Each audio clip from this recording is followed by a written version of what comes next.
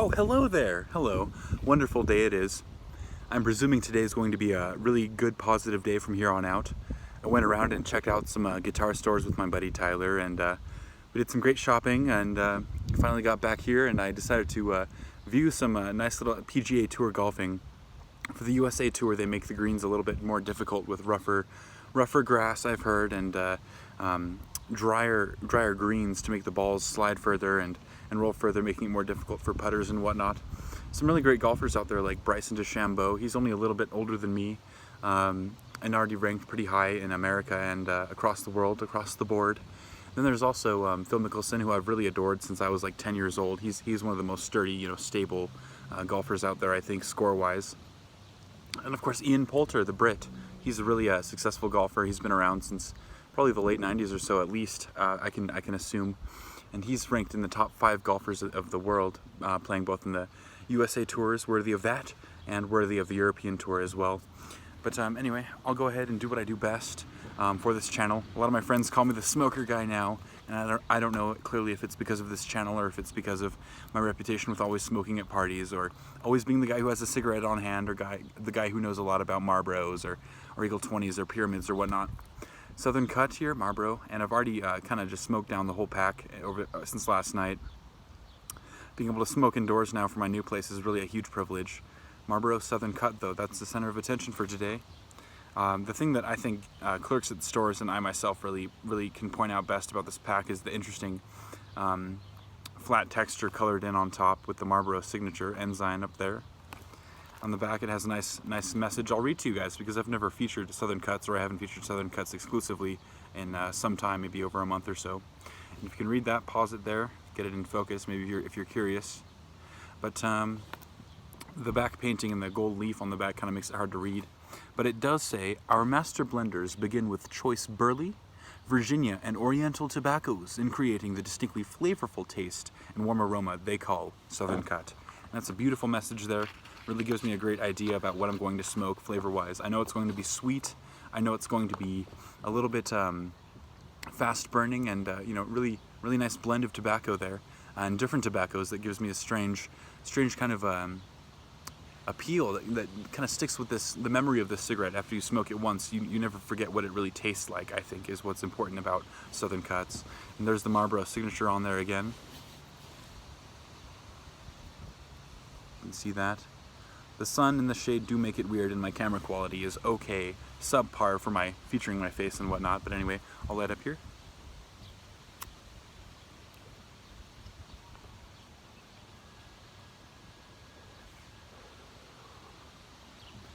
That's funny that I said subpar, because I was talking about golf earlier. I really do hope some of the most hard-driven Tiger Woods type of players really can make it out there and strive far, and put their name down to become to that certain level. I'm always rooting for different athletes, because I know they really put their bodies and their mentalities on the mind to strive for something that is athleticism, and they're paid very heftily for it, which I understand.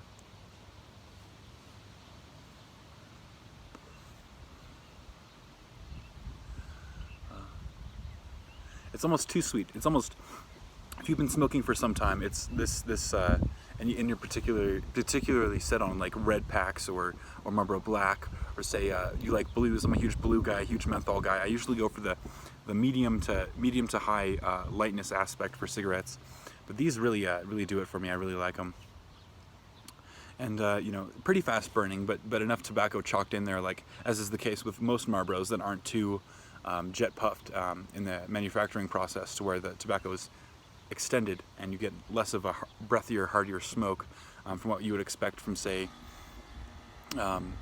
like cloves, for instance. Cloves are a great cigar that I would also like to feature on this channel.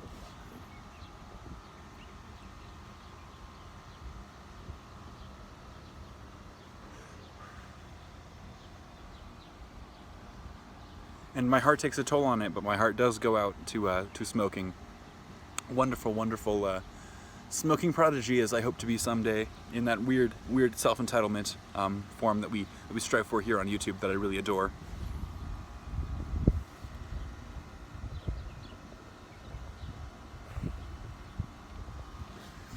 In a broader aspect, there's also world sports going on right now.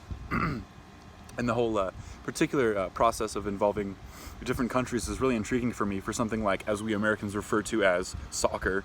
Soccer, of course, is a sport that doesn't necessarily strike a tone with most Americans. If you walk up to someone on the street and say, do you watch European football or Middle Eastern football?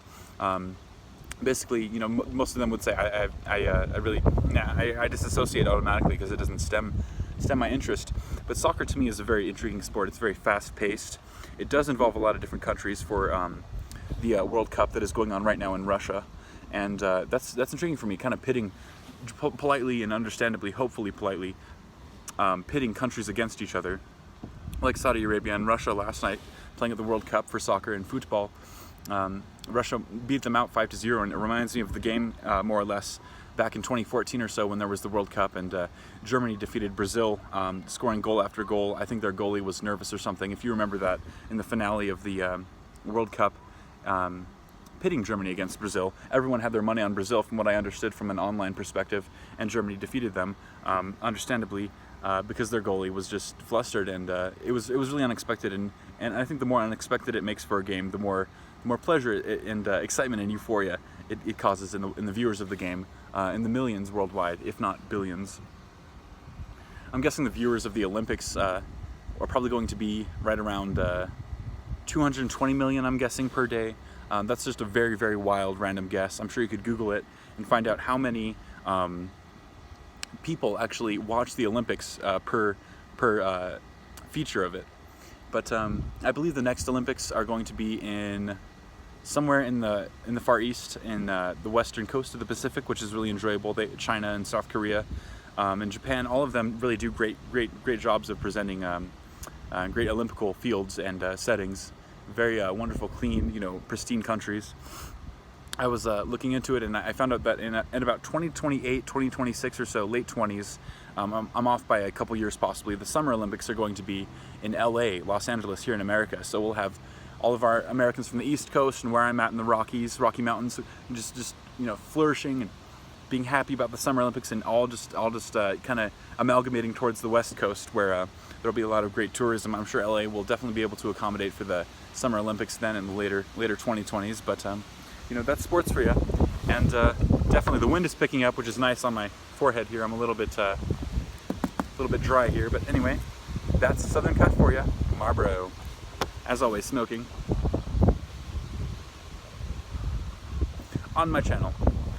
As always, Snowy Croquet, to be an eccentric. Thank you. Au revoir, friends.